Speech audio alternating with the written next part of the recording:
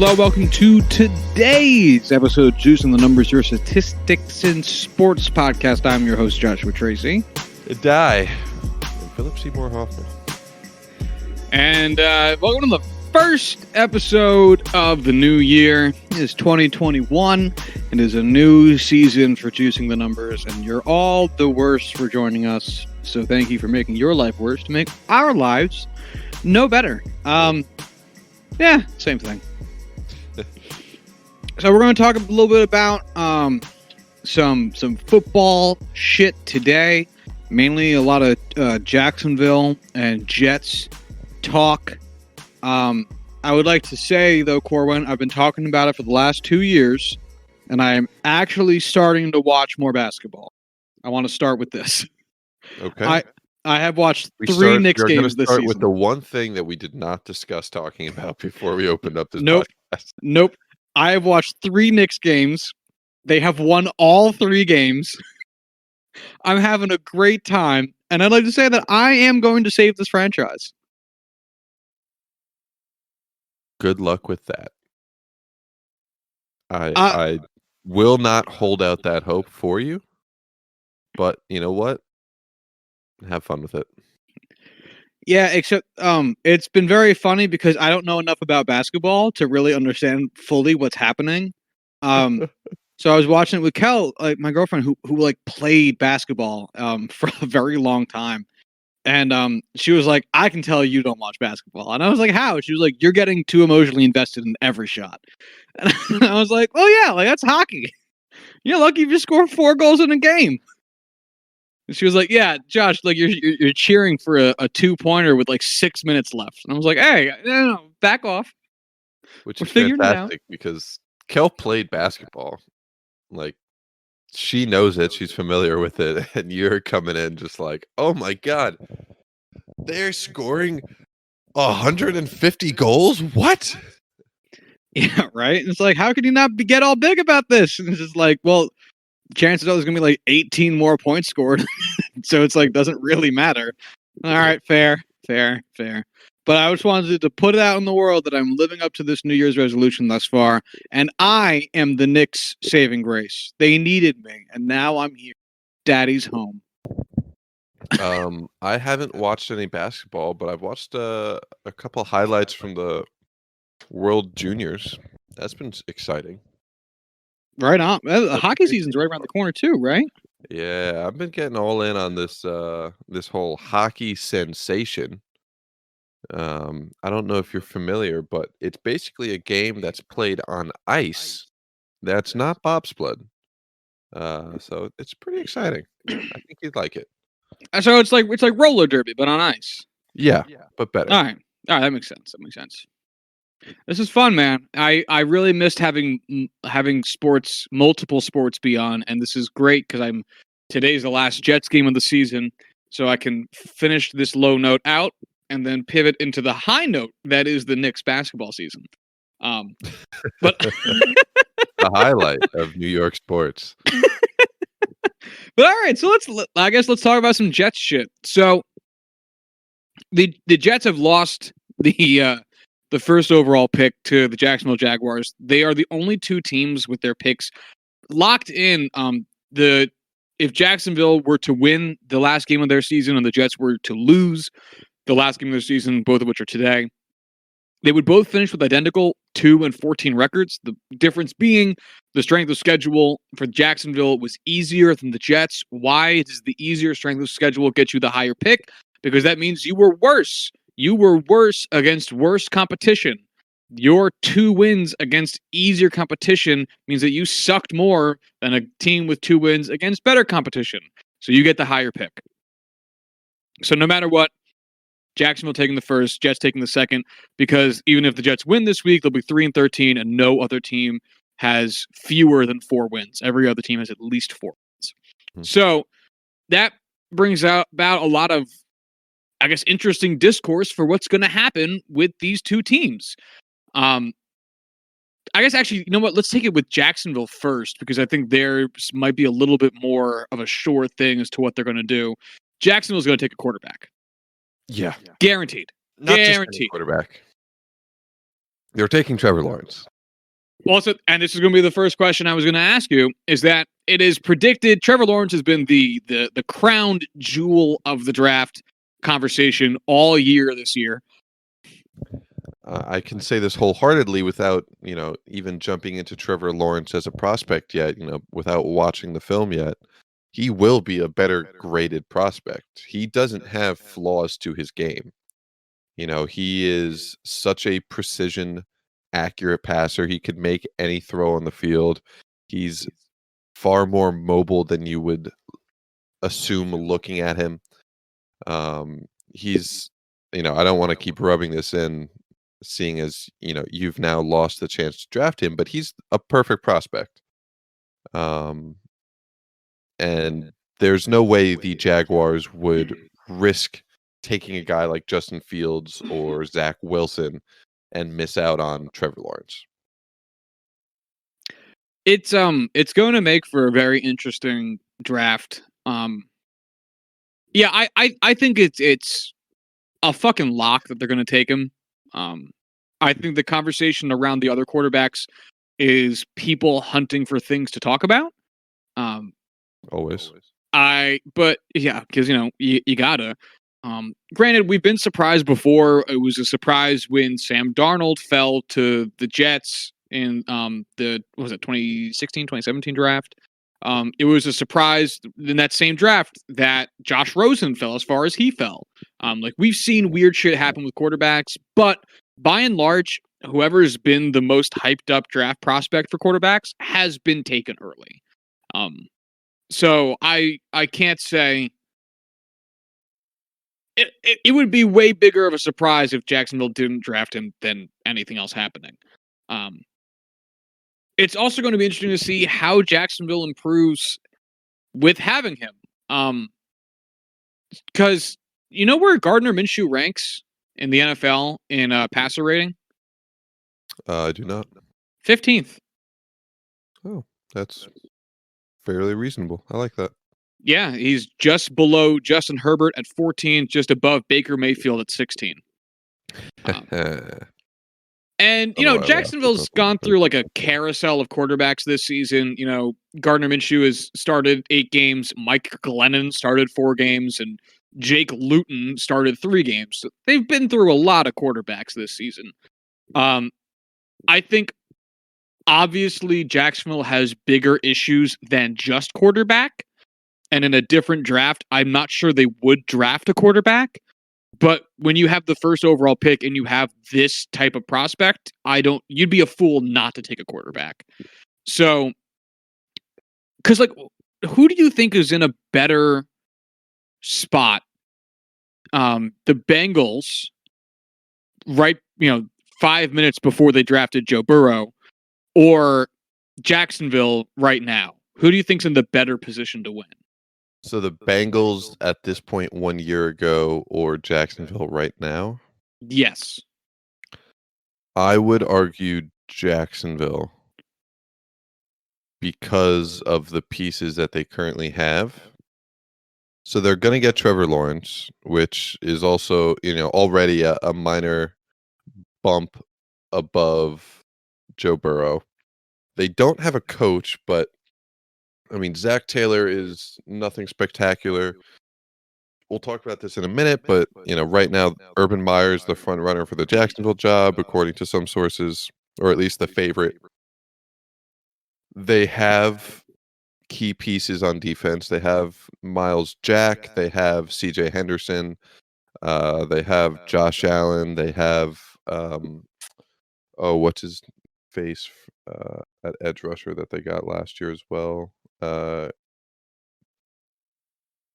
forgetting it already.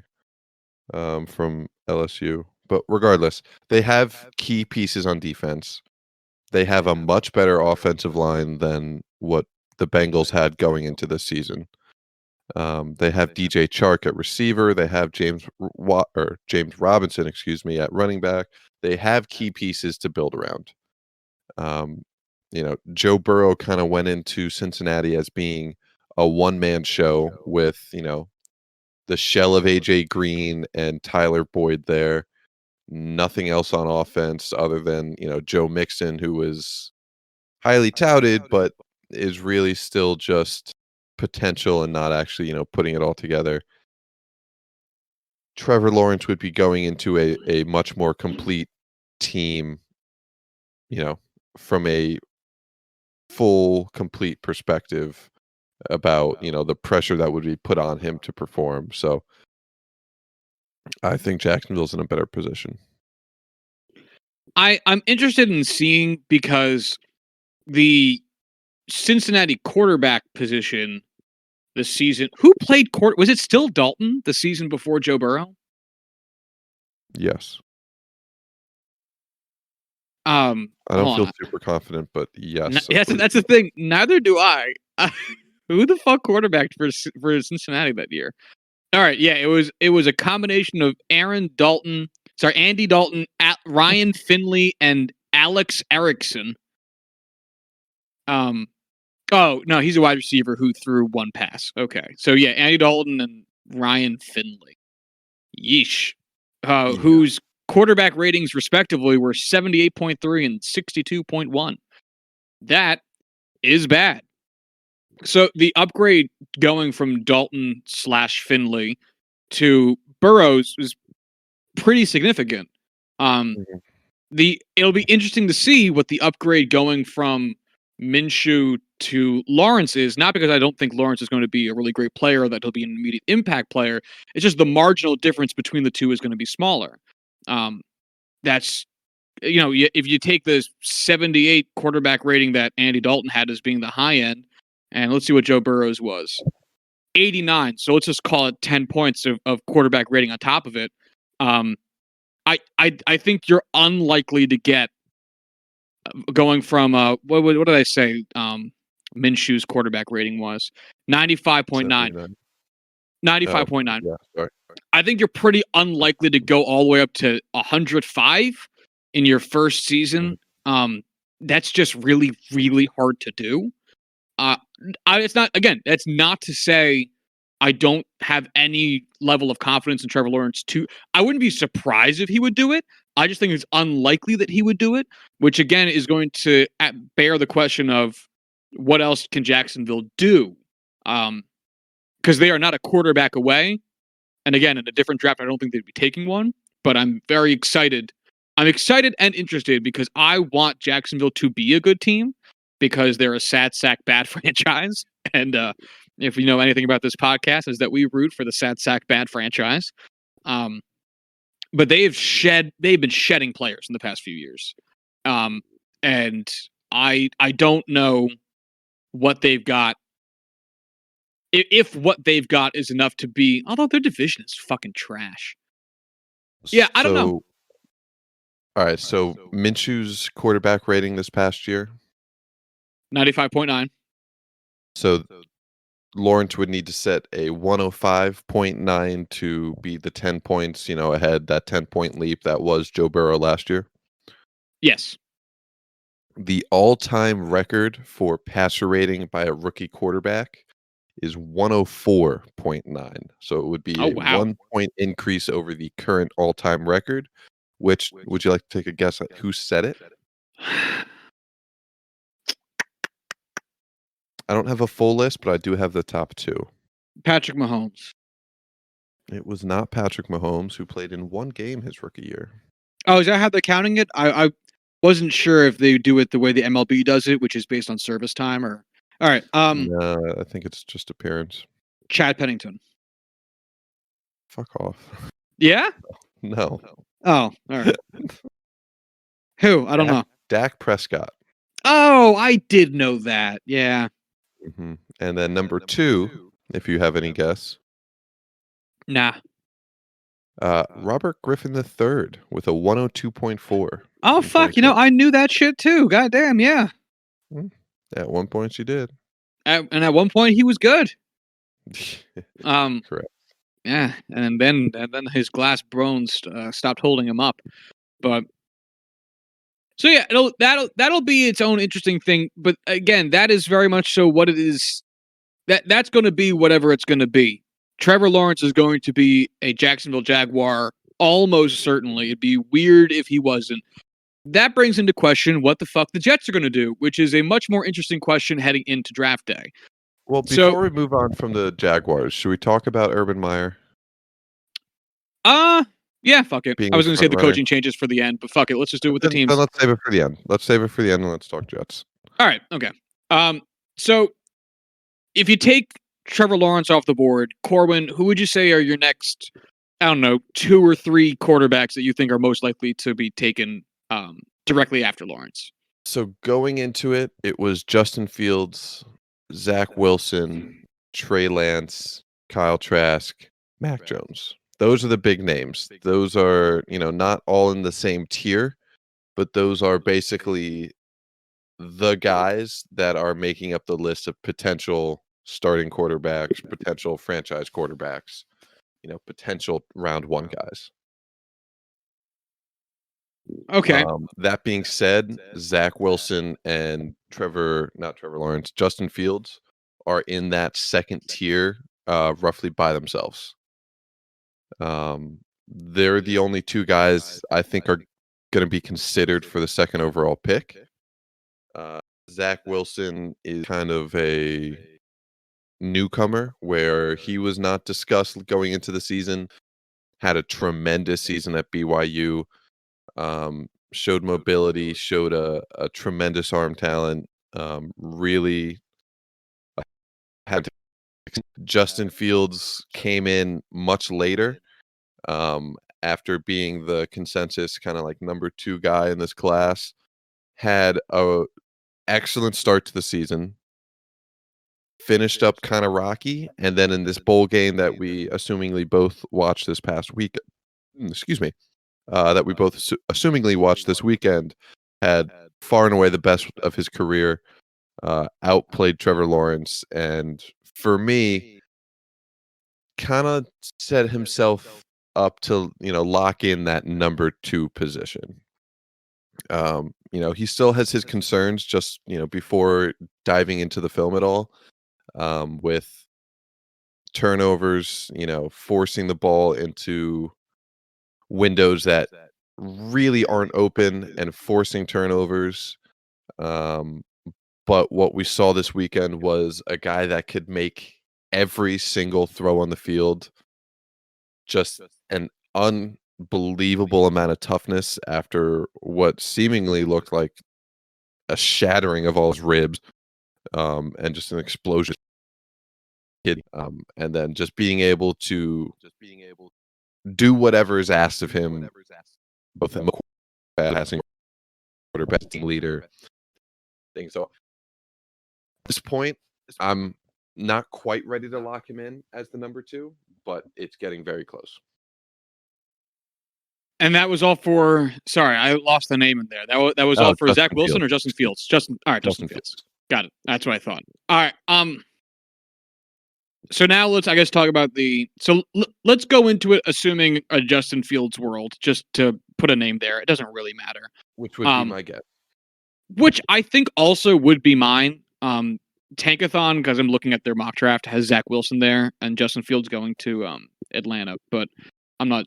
I don't want that. And I just want to say before we move on from this at all, the biggest X factor for me that I feel like hasn't really been discussed much, but will inevitably become is whatever quarterback gets picked by the Jets is going to need some incredible mental toughness to both handle the pressure of an entire franchise being laid on your shoulders, and also the inevitable pressure that comes from, hey, we were going to get Trevor Lawrence. We were set to get Trevor Lawrence. We were set to be fixed as a franchise.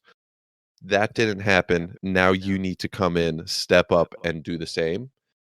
And I can't say I know enough about Zach Wilson and his mental game. I've heard rumors that don't exactly paint him in the brightest light.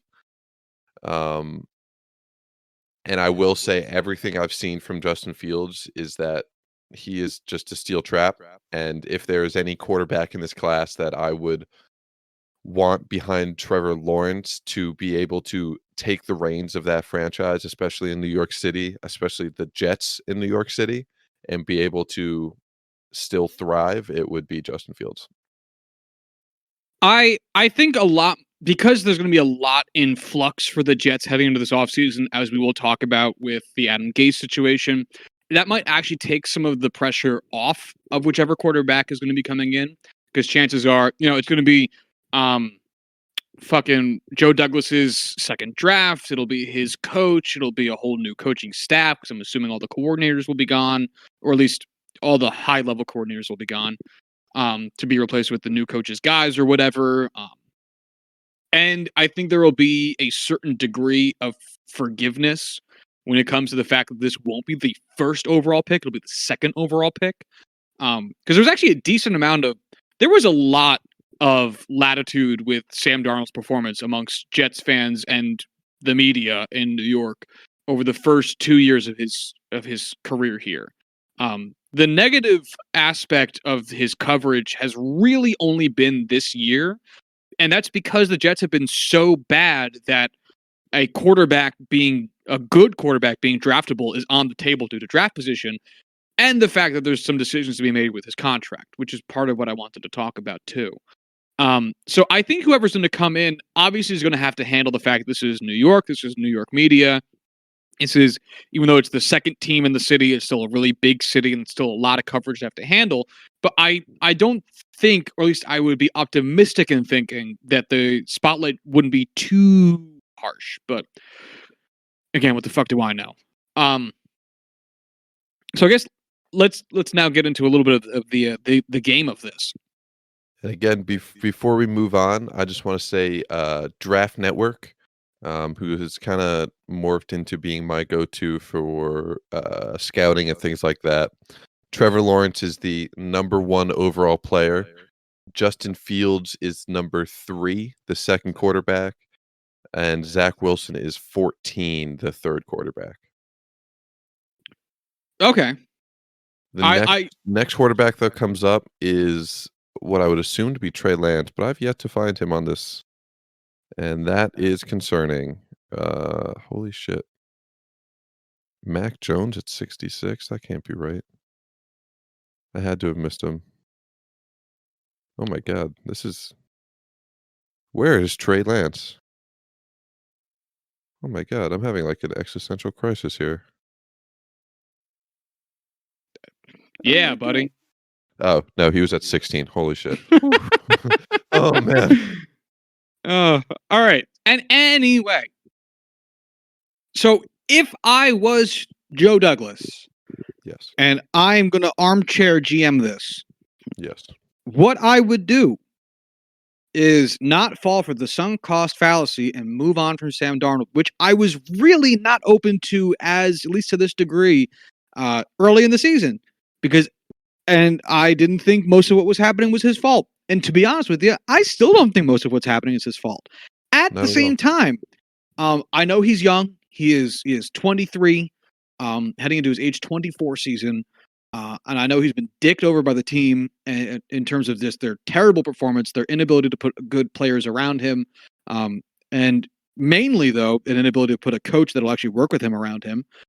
I am still going to be hard-pressed to say he's played himself into a position where he can keep his job.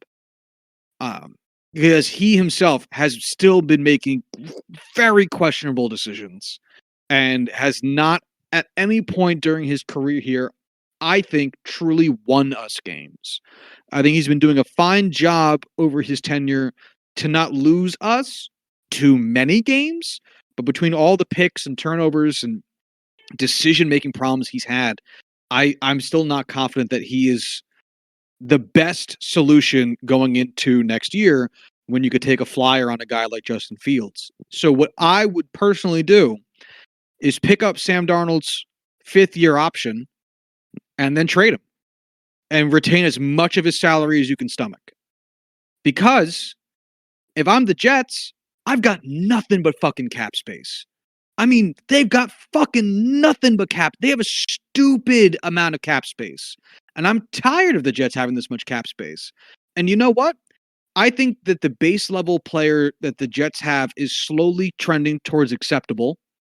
And I think a few more draft picks might be worth a few more dollars. Because honestly, I don't give a shit about the money anymore. I don't give a shit that the Jets have all this capital that they can use, but then never end up using. And I would take a few extra players out of it. Yeah. We saw the Browns doing this with Brock Osweiler a few years ago, and I just don't. I would rather have draft picks this year and less money, so that in next year I could have um, more money and sign free agents. Because if we're being honest, even if the Jets signed a bunch of really cool free agents, we shouldn't assume they're going to be anywhere near good next year either. I have 3 kids and no money. Why can't I have no kids and 3 money? There you go.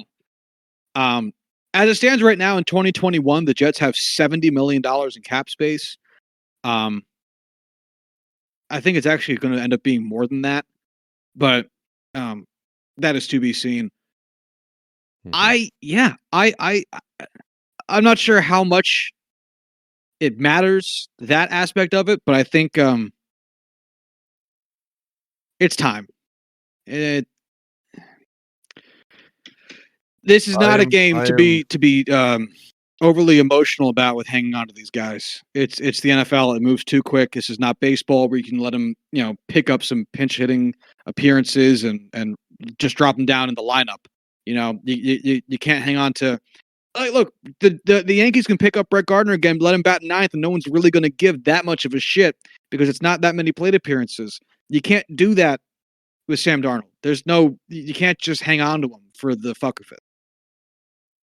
Yeah, and you know what? I'm all on board with trading Sam Darnold. I think it's something that needs to be done. Um, at the end of the day, this is a situation where, outside of this year and last year's draft class, Justin Fields would be a all-star first overall pick selection. Um, it's not, even though it's still the Jets, you're not in this situation every year. And if you're trying to improve your team, you cannot expect to be in this situation every year. And when the opportunity to get a prospect like Justin Fields, to be locked in to be able to get a prospect like Justin Fields, you kind of have to take it. You know, the the chance of Sam Darnold being a very good quarterback with the right pieces around him is still fairly good. I still think it's likely and not a possibility. But at the same time, he's going to be on, the final year of his rookie deal. You don't have that price control much longer. That is so unbelievably important in building a contending team is, having your quarterback on that level of contract. That rookie contract is so important at, cost controlling your franchise cornerstone, building around that. Obviously, the contract, the extension he would sign would be significantly less than a premier position player or a premier quarterback.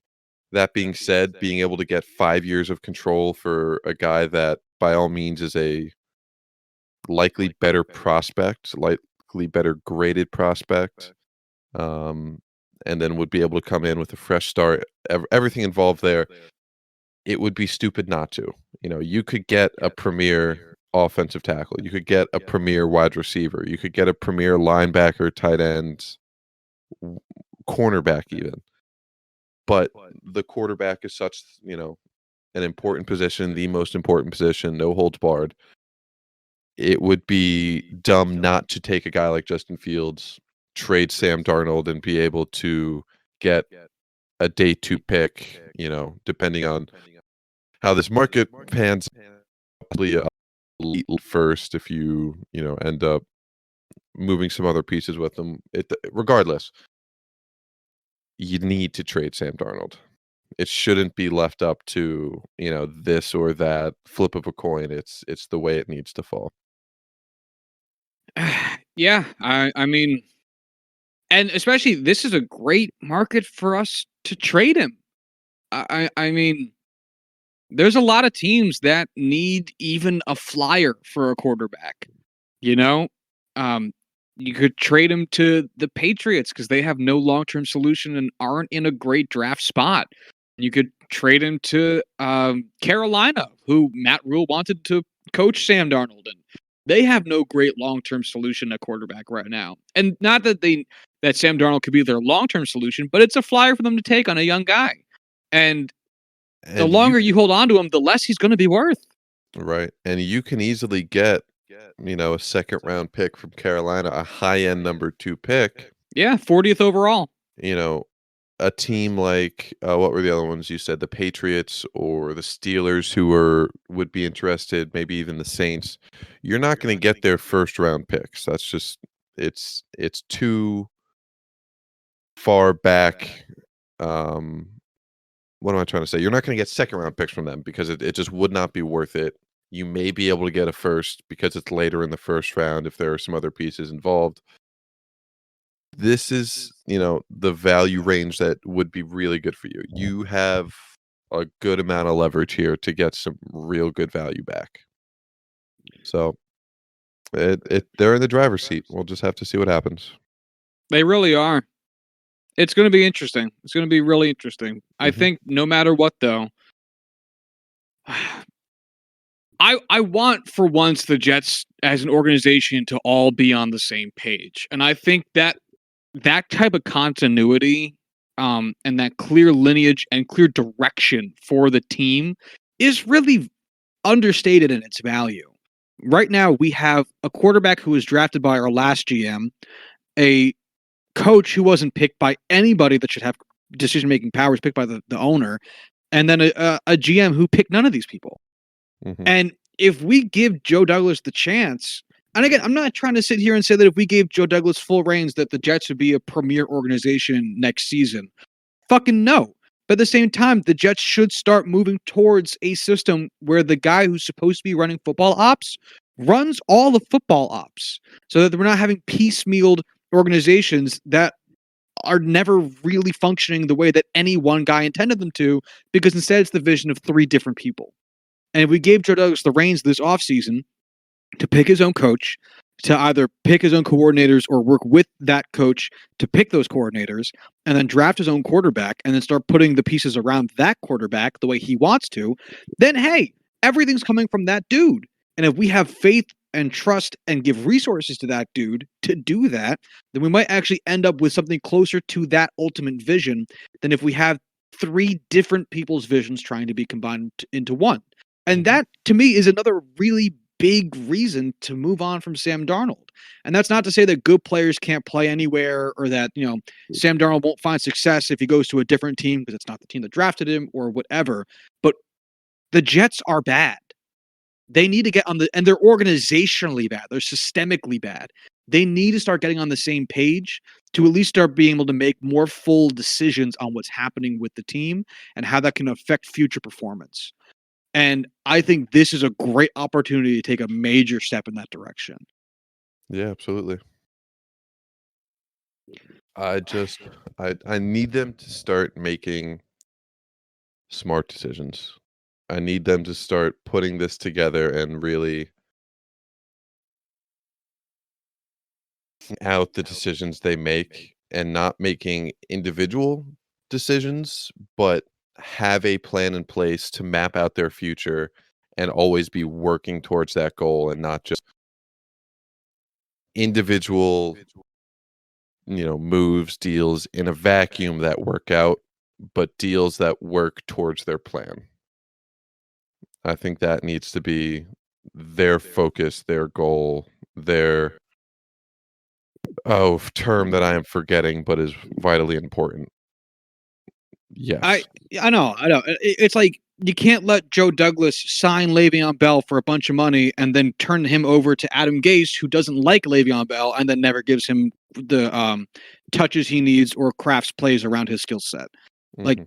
that was such an obvious example of these guys having completely different visions for what this team should be. and then the execution falling well short of everyone's capabilities. So yeah, I mean, they need to function like an actual fucking business, man. Mhm. Um, Absolutely. so we'll see what that holds for them. But I guess the first step that will at least I would hope would be initiated and done up before draft day is finding a new coach. The Jets have informed Adam Gase that they are moving on, according to sources from Gase at the conclusion of the season. A surprise to no one, although I think I can speak for all Jets fans when that still means, though, we all had a collective sigh of relief because when it comes to the Johnson brothers, who the fuck knows what the hell they're going to do? And we were all a little bit worried he would stay around. So that is a huge plus, but it now brings into the question once again for the third time in 5 years.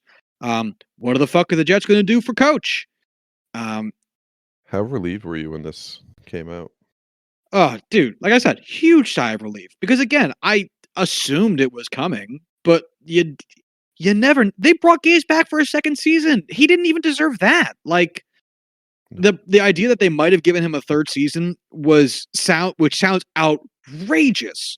Really wouldn't have been based on how these two fuckers make their goddamn choices. So, unexpected, no. Huge sigh of relief though. Huge. And let me ask you now, Corwin, who do you want to see take this job? Uh, Boy, I mean, Eric Bieniemy would probably be my, you know, number one choice. That is my number one choice as well. Um, it's tough to say. I mean, I know Urban Meyer has been in the discussion with Jacksonville. We can talk about that in a minute. There's a couple college coaches that I think would be good choices. That being said, there are guys like Greg Roman who I thought would be excellent choices for, moving up to the head coaching position after this past year in Baltimore. I don't know how high his name would be on the list. Um, it's hard to say. I mean, I know Eric Bieniemy is the number one clear-cut best option for any team interviewing. It's just hard to say who the next up-and-coming coaches are. I agree, and It's hard to follow. it is, but I also think the reason I don't care because I don't want to see anybody other than Eric Bieniemy is I want the Jets to make the obvious choice for once. I don't want us to get crafty or to, see something that we think could ultimately end up leading to this person being a huge success. Take the fucking easy way out. They went with Adam Gase because they thought that the vision that he described suited what the Johnson brothers wanted to do, and they disregarded his career in Miami because they bought into whatever goods he was selling and thought that they found something that everyone else missed on.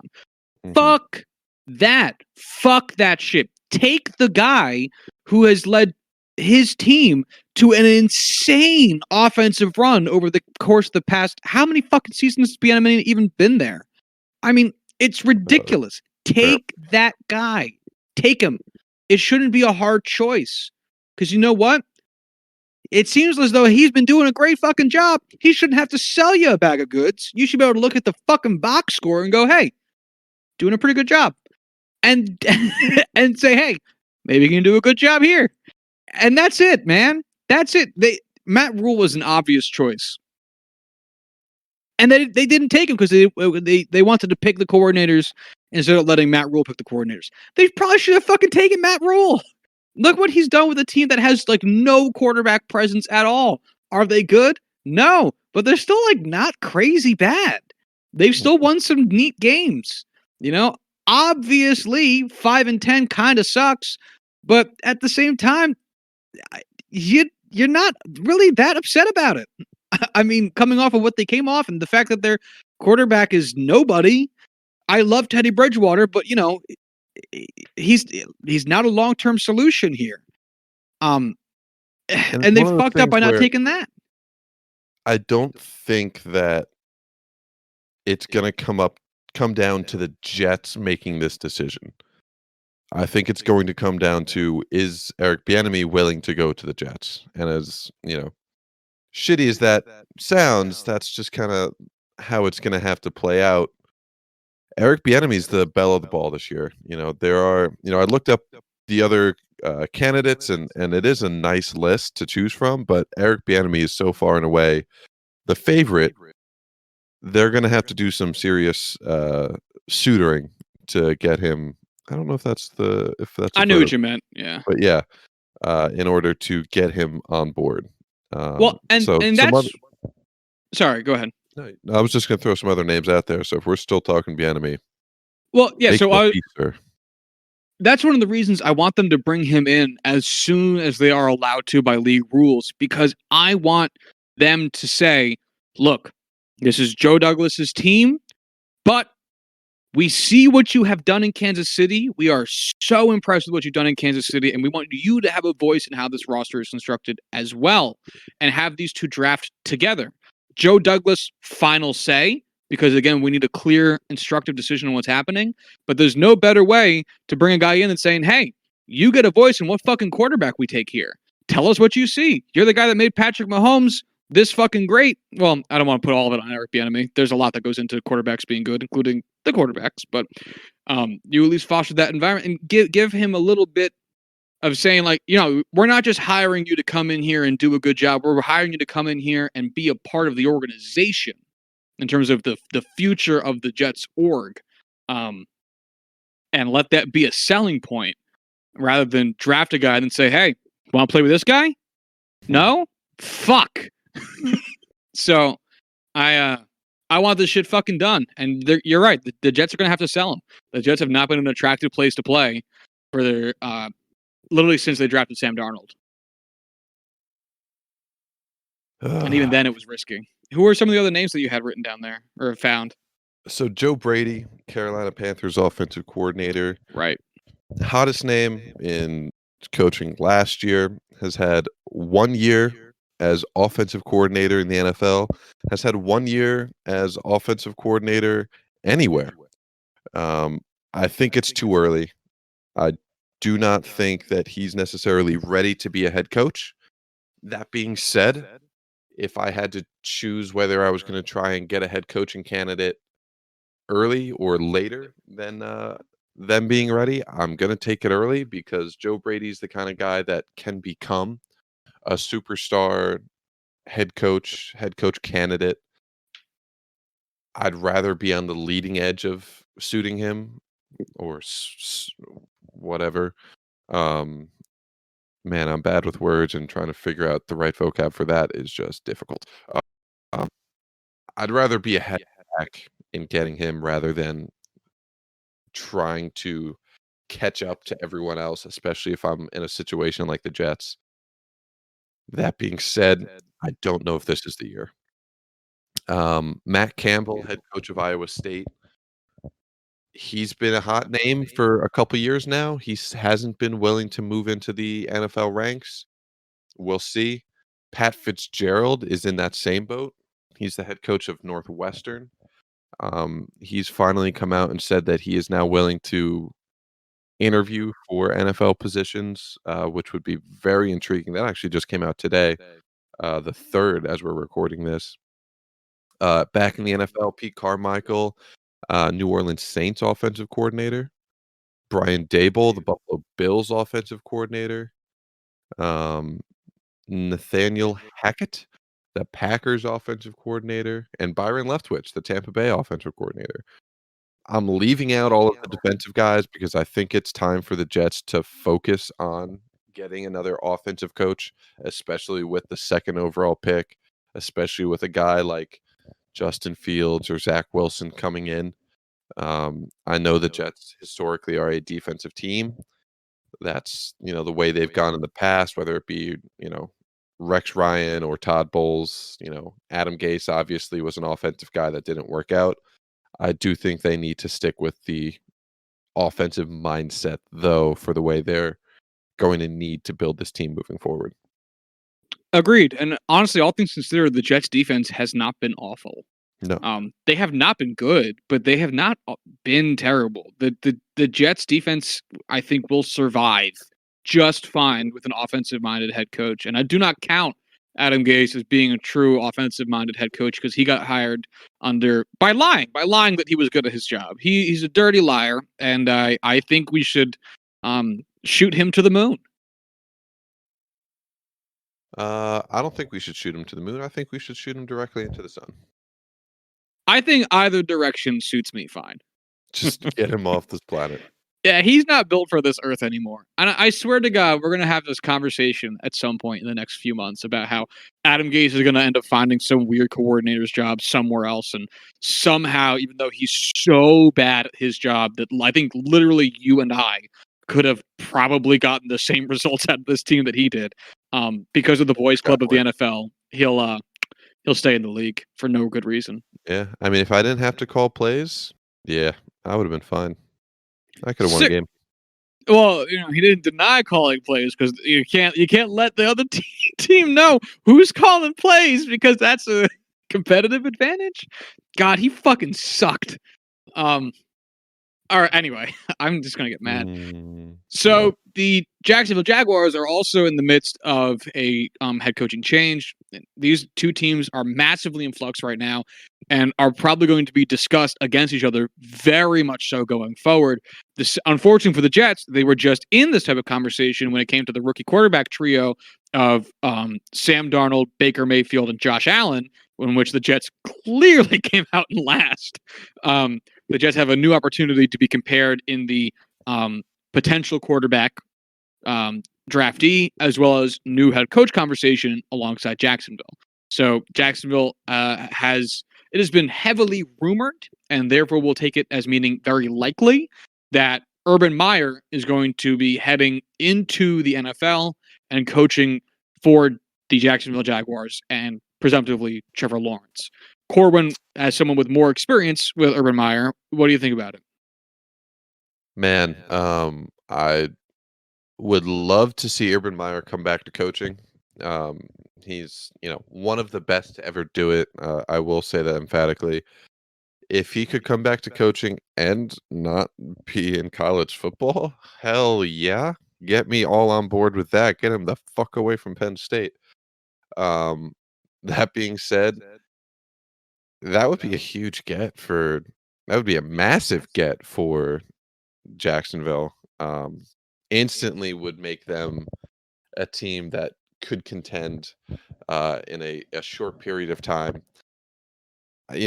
Going from college to the NFL is obviously a major adjustment for coaches with the different play level, the different focus. You're no longer a recruiter.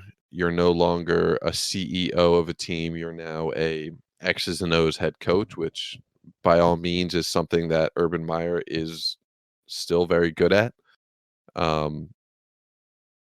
But, if he was to come back to the NFL or come back to coaching, especially in the NFL, him doing so with Trevor Lawrence at the helm would be instrumental to that.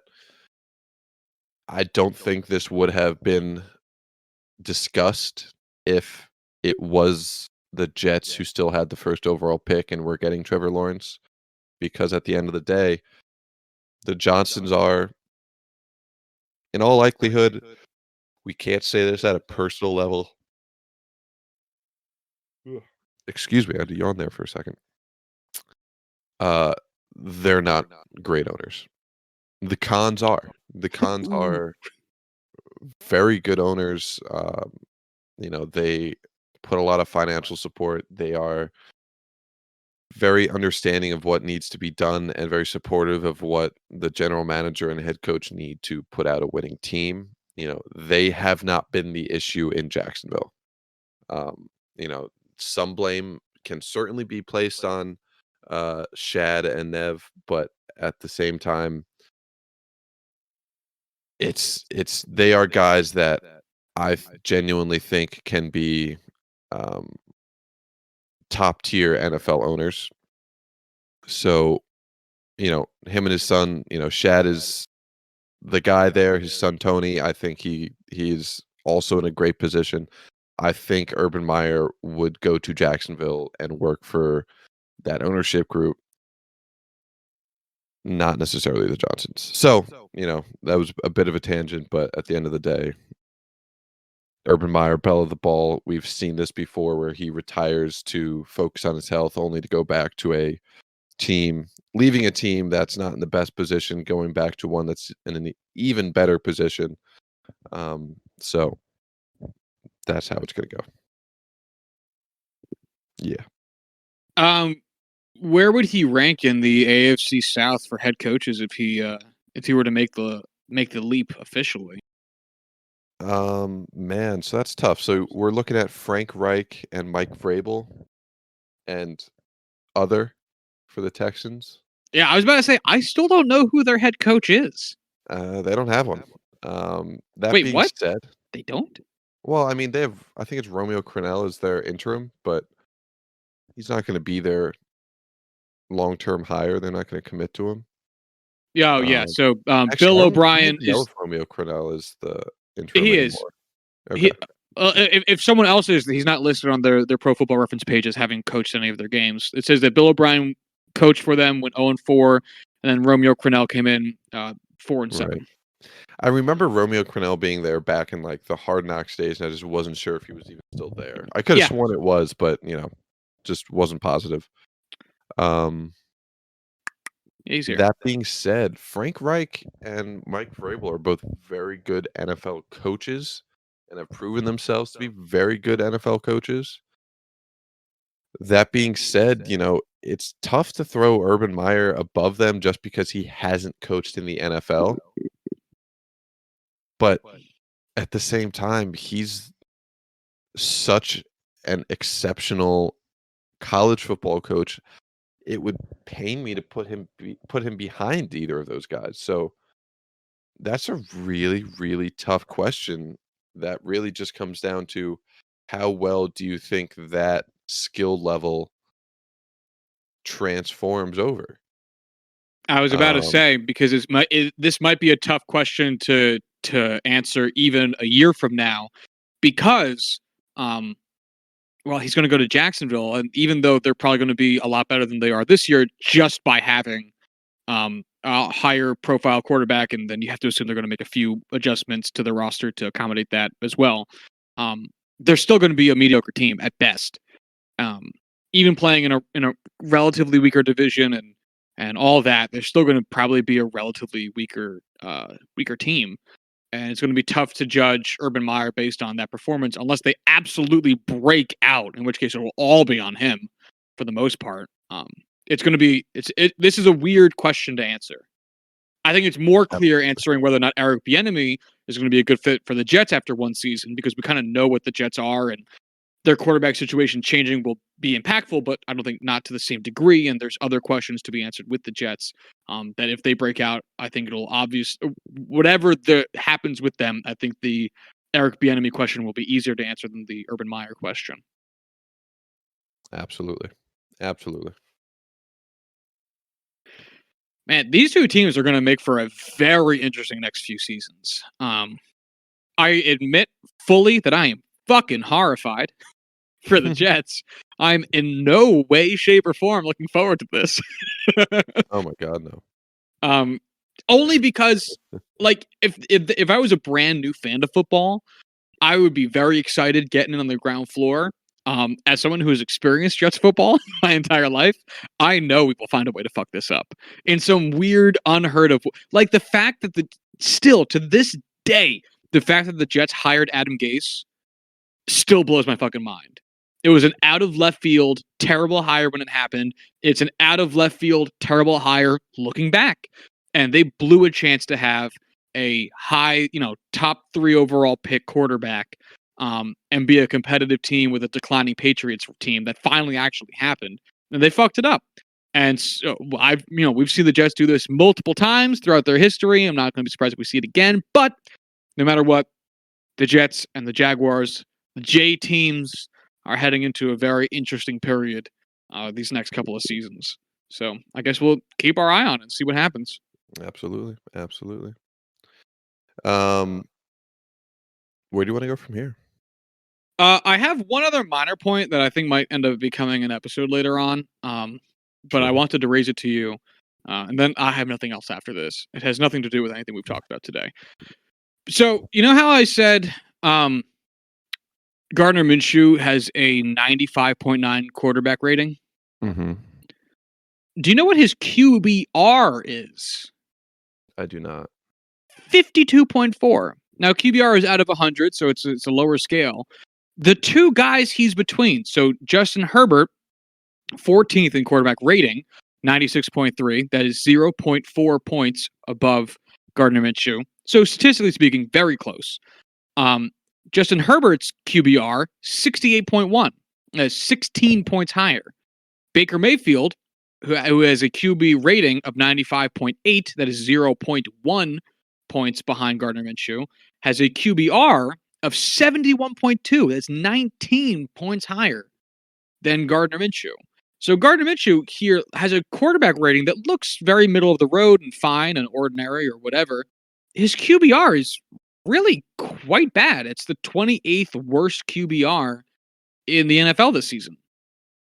And I don't know what to make of that. Because I am pressed to think of such a discrepancy between the two in terms of where that ranks them amongst their peers. And I was wondering, Corwin, what your impression is. Which do you rely on more when you're doing your at a glance performance for quarterbacks? I use QB rating rather than QBR, just because that's what I'm most familiar with, and can look at a glance and understand where that falls, where that stands amongst the rest of in comparison to other players around them.